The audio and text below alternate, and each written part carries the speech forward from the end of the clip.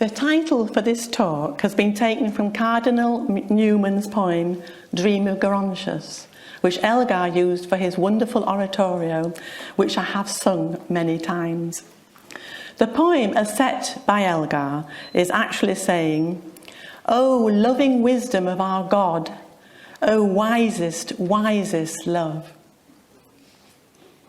Firstly, we will look at what 3 international Theosophical Society presidents have said about wisdom. Sri Ram asked, "What is really meant by wisdom? It is not mere knowledge. One's philosophy should be reflected in the way one lives. Wisdom is a synthesis and perfection of all the virtues. It starts with it starts with the dawning of a little light in the heart. What should be fixed on is the source of truth, but that should not separate us from the world. We cannot run away from life's problems. We need to learn to solve them. So we should live with the world, but not be involved in it in various ways. There should be no worldly aims, such as being better than others. In the pursuit of what is called knowledge, the analytical mind breaks everything into different parts, studies their formal aspect, but in doing so allows the life within to disappear. Where theosophy becomes a mere matter of intellectualism, it will fail to reach the hearts of people. It will not really make a change in their lives. What we in the Theosophical Society should seek is not merely to occupy the mind with themes which we consider important, but to act in a different way, which will bring about a change in our very being. It is possible to be wholehearted and completely selfless in a state of love, which is pure goodwill. This is our true nature, in which we will know that there is the one and no other, no duality. Sorry. The true value of knowledge is perceived only in the light of whatever wisdom one may possess. The word theosophy means this wisdom, and not just information. Wisdom is a certain approach which has to manifest itself all the time, in all incidents, circumstances, and with all people. The ordinary is what the mind can grasp, but the extraordinary is something which is to be experienced only in the depths of ourselves, and only when our whole nature has been cleansed of all its wrong ideas, beliefs and thinking. So that was I've taken that from the words of Sri Ram. Next, let us look at what Sri Ram's daughter, Radha Bernier, had to say. Wisdom has been defined as love in action. When it is present, the quality of spiritual love manifests spontaneously in relation to everything that exists in the entire universe. As wisdom flowers in the individual consciousness, it transforms not only that individual, but also the surrounding environment. This reminds me of the late Rosemary La Bellestier, which I'm sure some of you will remember and will have experienced what it's like for Rosemary to enter the room, for Rosemary to speak, for her to smile at you. It is a dynamic power that transports everything towards greater unity and universal love. Even those who are wise in a lesser degree than, say, a Buddha, affect the lives of others. The quest for wisdom is not a movement outwards. Wisdom is innate in each being. The nature of being is wisdom. There is at all times a channel for wisdom, although, Radha says, there may be some blockage. big ones. The wisdom nature of the self or spirit in each one is, however, obscured by false ideas and illusion. Misconceptions act as a veil. So our quest for wisdom lies in unburdening the consciousness of all the cumbersome contents it accumulates. A sort of downsizing. Wisdom is at the root of every virtue. Courage without good sense can result in harm, not good. No virtue is helpful or harmful in itself, but becomes so but becomes so by wisdom or folly.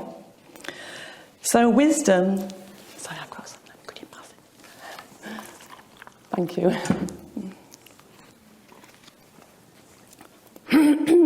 Morning frogs. So wisdom is the fundamental virtue. The wise are humble. They never feel contempt for those who are ignorant. Wisdom is, of course, this is another said again, not mere knowledge. People can have a great deal of knowledge and yet be quite foolish. And it is possible to be very simple, yet wise. Wisdom is compassion, a state wholly concerned with the spiritual elevation and the welfare of all creatures. Radha was very fond of this, including all nature, the minerals, plants and animals and humans.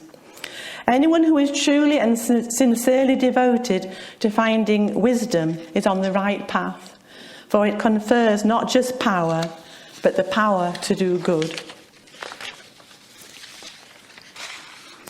As a matter of interest, I looked up wisdom in a couple of dictionaries and gleaned spiritual perception, natural instinct. I was a bit dubious about this natural instinct being wisdom because many harmful things are done with the excuse or reasoning that it was just, natural instinct. So I'm not sure about that one. And also discriminative intelligence. Under wise, I found able to make good use of knowledge or dictated by wisdom. And now a few words from our present international president, Tim Boyd. Sorry, that's it. Sometimes the line between terms such as information, knowledge and wisdom get blurred, so he's on the same track. Knowledge is used for information, but the two are not the same. And we are living in a world where the amount of information or data given out is increasing rapidly. It has been termed the information age. Information is a basic building block. It is a fact. And I thought, let's just forget about fake news. Although I'm sure Tim Boyd knows all about fake news by now. Knowledge gives meaning to and is structured out of a combination of facts. It is easy to start thinking that if we amass a certain amount of knowledge and read all the correct books, we will somehow become wise. And Tim suggests that wisdom and age tend to be seen as related. So having white hair adds to the impression.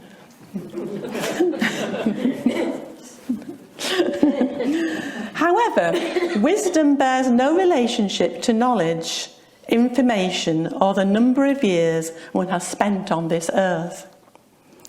Wisdom is the perception of reality, the seeing of that which is, undiluted by the variety of illusions that we embrace, unfiltered by the numerous identities we claim for ourselves of nationality, gender, race, religion, and so on.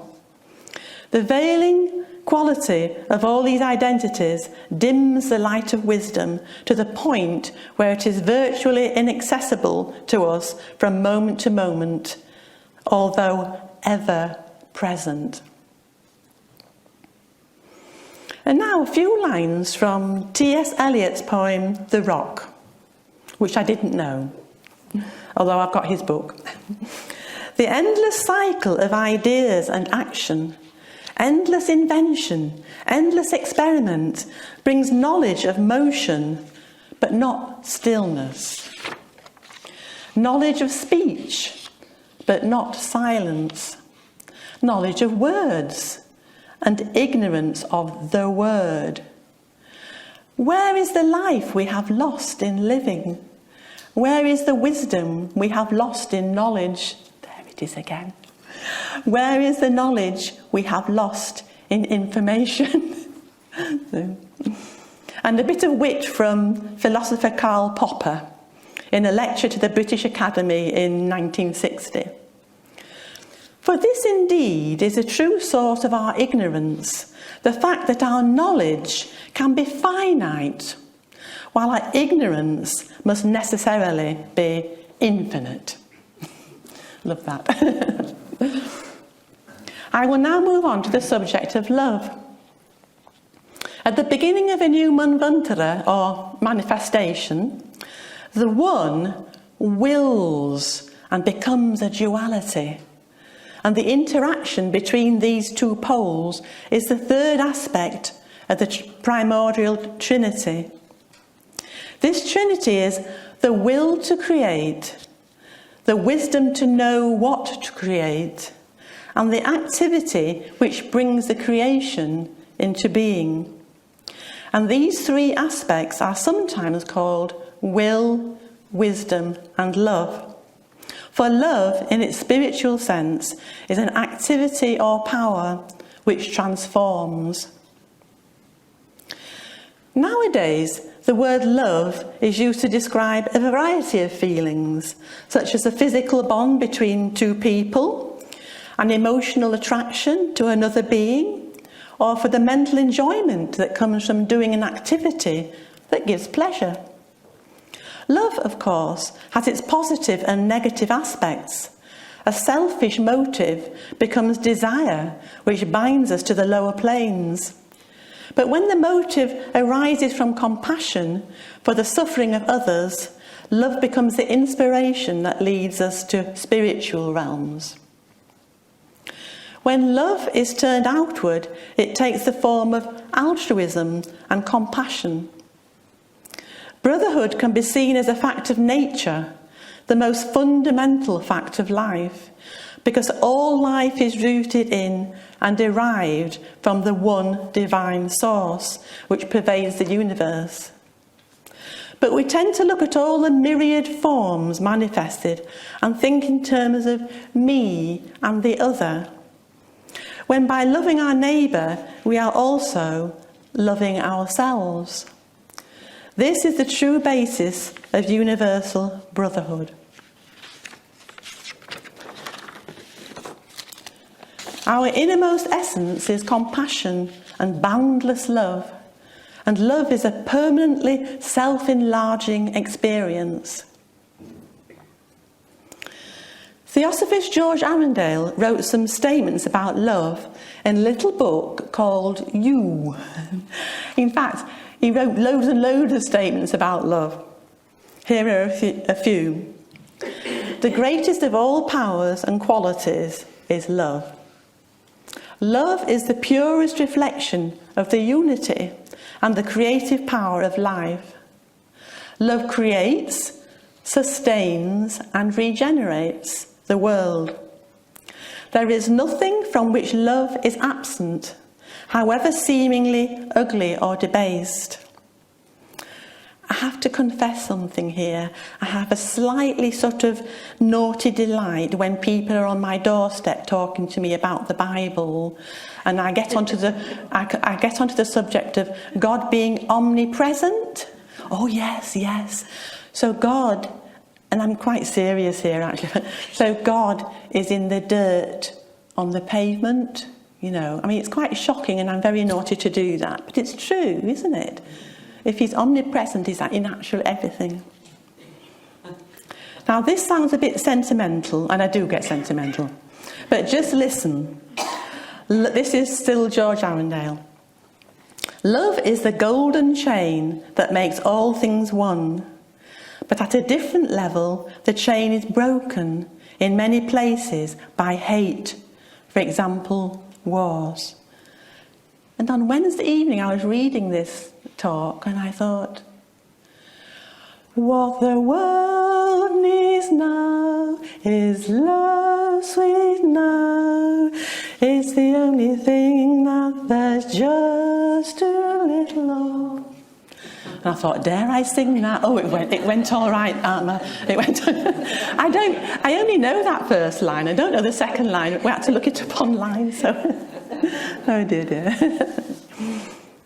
Dr. Scott Peck, in The Road Less Travelled, defines love as the will to extend ourselves for the purpose of nurturing our own and another person's spiritual evolution.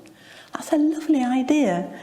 Thus, the act of loving is an act of self-evolution, even when the purpose is someone else's spiritual growth. So it works both ways. Perhaps we're trying to help somebody else, but we help ourselves. Perhaps we're trying to help ourselves, but we help another. It requires effort. Annie Besant wrote, "Let us, in our poor measure, in our tiny cups of love, give to our fellow man one drop of that ocean of compassion in which the universe is bathed. You never can be wrong in helping your brother and in putting your own needs behind the supplying of his wants." Now, to look at love and wisdom, let us first look at the principles. Oh, lots of groans.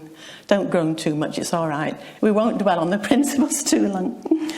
Now, they can be seen to act like a ladder with interweaving at each rung. So at the monastic level, that's the aspect of the higher mind, the power of love is focused on abstract mental concepts rather than the thought patterns of the lower mind. At the Buddhic level, love focuses on the development of the intuition and a more universal approach to life. At the Atmic level, love focuses on our unity with the one life. Through the Atmic centre comes spiritual will. Through the Buddhic comes spiritual wisdom, and through higher mind comes spiritual activity. This is a good point at which to mention the second ray of love, wisdom, using words from Dr. Douglas Baker's esoteric psychology. This ray relates to love wisely applied and wisdom lovingly applied, which is basically the same as the title of this talk, but with the addition of the important word applied. The second ray, welling up within an individual, seeks out the consciousness in another by means of an engulfing sympathy, establishes a rapport with that consciousness, and then attempts to achieve an interplay between the two. I'll just read that again. The individual seeks out the consciousness in another by means of an engulfing sympathy, establishes a rapport with that consciousness, and then attempts to achieve an interplay between the two. This is reminiscent of what Scott Peck said, and with the will to extend ourselves so that we can nurture our own and another's spiritual growth. It's the same, it's put differently. Hence the concept of brotherhood, universal brotherhood, which the ray nurtures at all times. A brotherhood not merely confined to the human race, but inclusive of all life, the quality of harmlessness towards all living things, and its link with the spiritual plane of Buddhi. And as I said before, Radha Bernier always stressed that inclusion of all creatures, all life. There cannot really be a spiritual love truly beneficial, disinterested and inclusive unless it is pervaded by wisdom. And without this, love can wander and overreach its limits. On the other hand, wisdom, isolated from love, an impersonal vision of reality, would remain cold and inactive, unless it were pervaded by love's warm flame. And Dr. Baker quotes from the dramatist Maurice Marteling: "The more profound, the wiser love becomes. The more wisdom rises, the more it approaches love. Love, and you will become wise. Become wise, and it will suit you to love." Right, that's the end of Dr. Baker's bit. We are on a path, whether we like it or not, or maybe a pilgrimage. It is true that just gathering knowledge, listening to talks and reading books may not in themselves lead us to love and wisdom. Yet surely in those activities, which are after all much better than lots of other things that we could be doing, we could, to misuse a saying, be gathering rosebuds all the while. Isn't it silly how things like that come into your head? Or isn't it funny how things like that come into your head? A bit sentimental, I know, but if we feed those rosebuds, keep them watered, and focus on our purpose, they might just, well, bloom. Meanwhile, we have been left plenty of guidelines for living, to give us inspiration for walking the spiritual path. I personally find it very easy to realise that I just don't seem to have time to fit in any practice, such as meditation, and I don't meditate at the moment. I'm going to, but I don't. Well, I used to do it every day when I was probably busier. So that must be my intent. I'll let you know next year how I get on. The late Theosophist Wallace Slater wrote a simplified practical course on Raja Yoga. Unfortunately, they were very short of those copies of those. For those unable to have personal tuition, he says, the course is planned to take 10 months with a new set of instructions each month and daily practice. I used to do that daily. In Raja Yoga, there are 8 stages. The last 3 are internal: concentration, meditation, and contemplation. The previous 3 are to do with the body, so postures or asanas, yoga, hatha yoga, control of breath and of the senses. The first 2 are preparation, dealing with morality and ethics, so our behaviour. For this, it is useful to have an understanding of the terms yama and niyama, especially when you can get your head round which is which. Now, I myself still feel that niyama sounds the more negative. It sounds like not yama. But it's the other way around. So niyama is the positive. Yama literally means restraint and can be seen as negative, such as thou shalt not, or qualities that need transforming. Niyama means self-restraint or self-discipline, so a positive action, what one should do. I like to think of letting go of yama and acquiring niyama. So, letting go of violence and acquiring helpfulness and gentleness. Letting go of falsehood and acquiring truthfulness. So stealing becomes uprightness and honesty.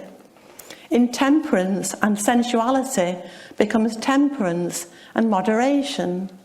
And acquisitiveness becomes generosity. Of course, all these qualities refer to our behaviour towards all life again.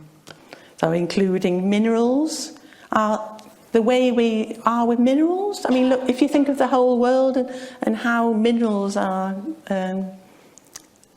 just abused, we'll say, and plants and fellow animals and fellow humans, as already mentioned, ad nauseum probably.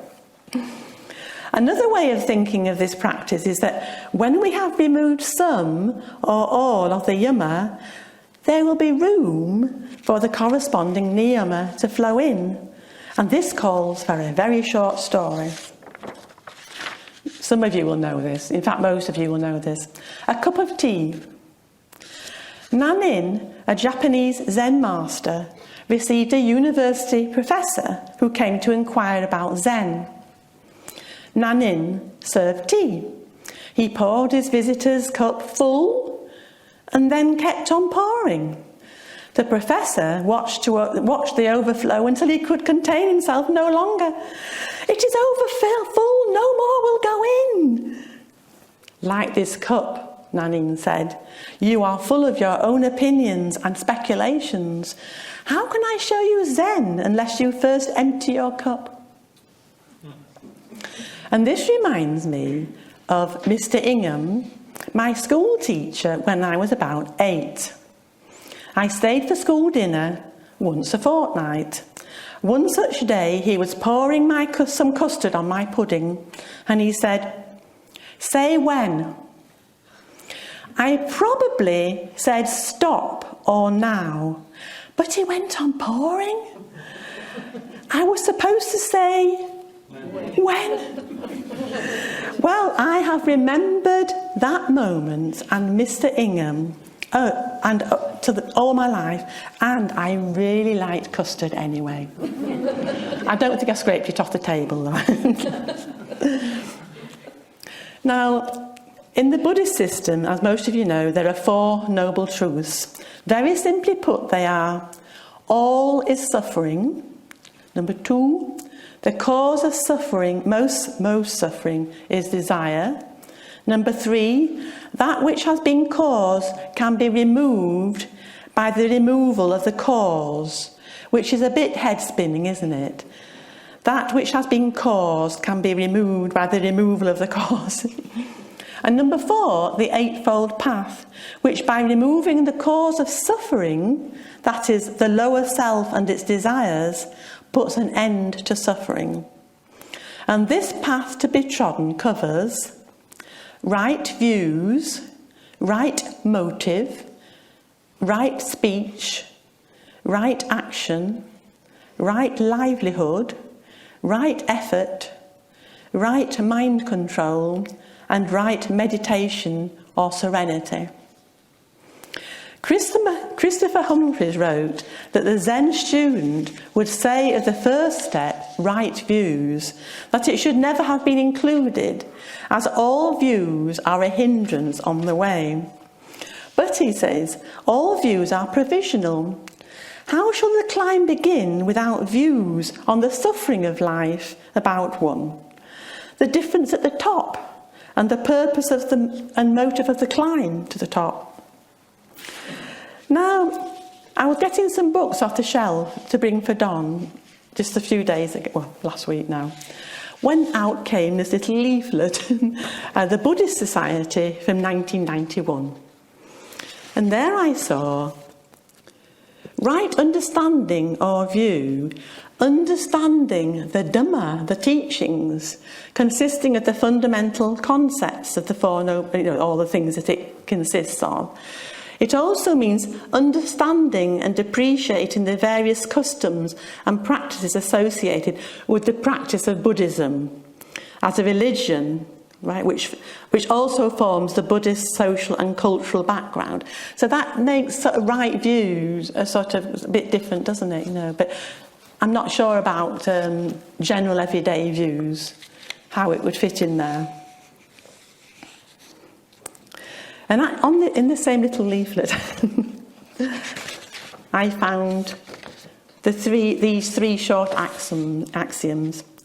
Cease to do evil, learn to do good, and purify your mind. Is that all we need to know? Is that all we need to do? So I thought of the phrase, learn to live, to be kind to all. So be kind in all you do, all you say, and in all you think. Be kind in all you do, all you say, and all you think. And the last one, somebody was mentioning unkind thoughts the other day, and it is very difficult, that bit.